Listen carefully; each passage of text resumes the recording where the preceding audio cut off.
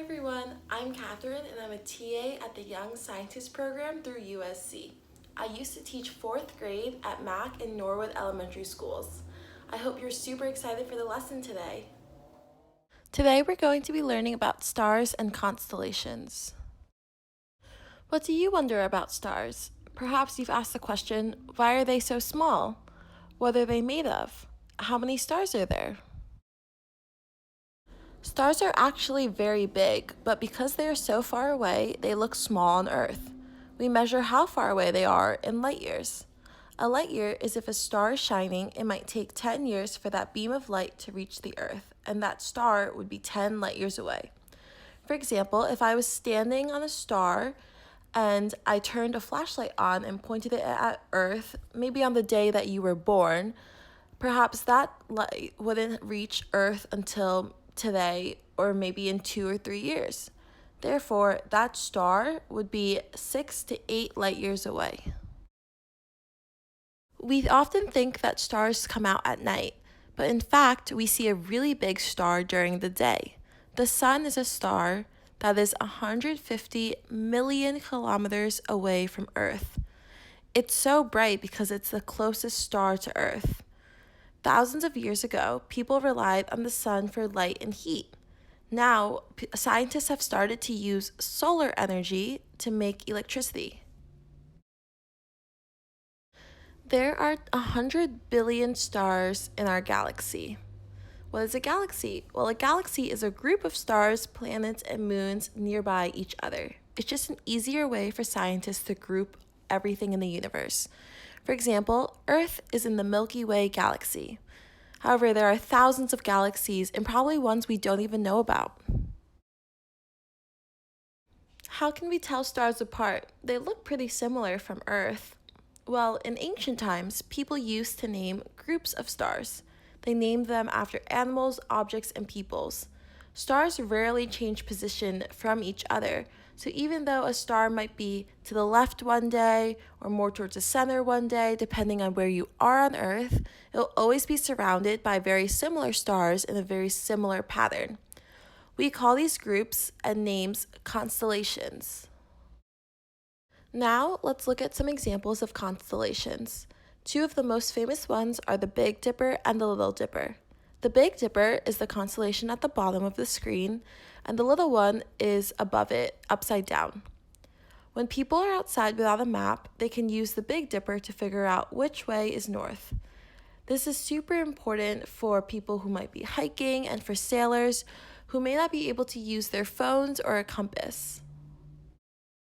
The next constellation we'll talk about is Orion. Orion was a strong hunter in Greek mythology. He was the son of Poseidon, the god of the sea, and a princess. In this constellation, we can see his belt towards the bottom, his bow and arrow, and his entire outfit. The last constellation that we're going to look at is Scorpius. In Greek mythology, the Scorpius fought Orion.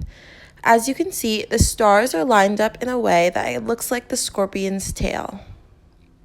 Sometimes it's really hard to see constellations in Los Angeles due to the air pollution and light pollution of people turning on their lights at night. However, if you drove to a more quiet part of California, such as Bakersfield, you might be able to see a lot more constellations. I always really like to look out the window when I'm driving from Los Angeles to San Francisco and see all of the beautiful stars in the night sky. However, maybe tonight, if you have some time and want to go outside with a guardian or parent, you can try and look for constellations outside your home. This is a really great YouTube video that you guys can watch after this one for more information about stars and constellations. Now it's time for our question of the day. Do stars have patterns that we can guess or predict? You can use the sentence starter on the screen. Now it's time for our experiment. These are the following materials you're going to need. You should print out a copy of the worksheet, and you can either have black cardstock paper and a toilet paper roll or paper cups. Make sure that you get a thumbtack or push pin and that you do this with the supervision of a guardian or a parent.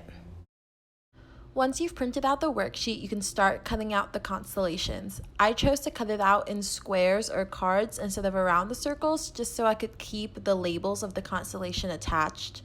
Once you finish cutting it out, make sure that it fits your cup or your toilet paper roll. If you have a toilet paper roll, you don't need to do anything further, but if you have a cup, you can probably start making the hole at the bottom of the cup around the entire edge.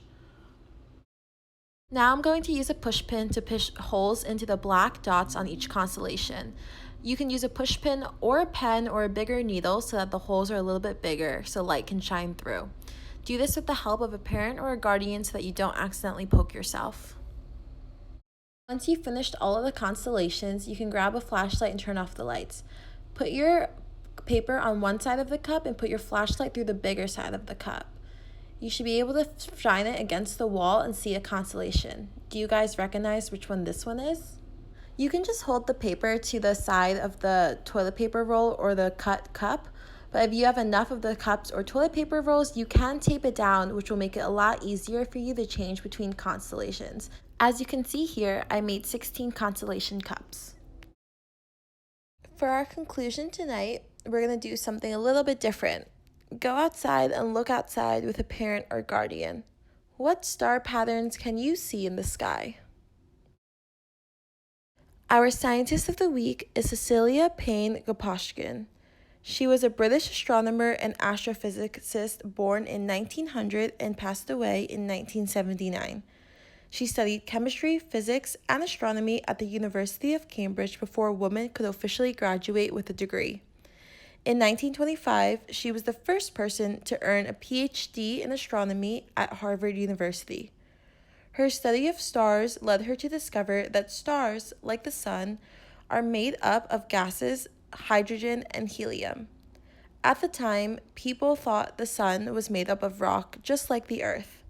She won many awards for her incredible research. Thanks for joining our experiment today. I hope you guys enjoyed it and learned a lot. See you guys next time.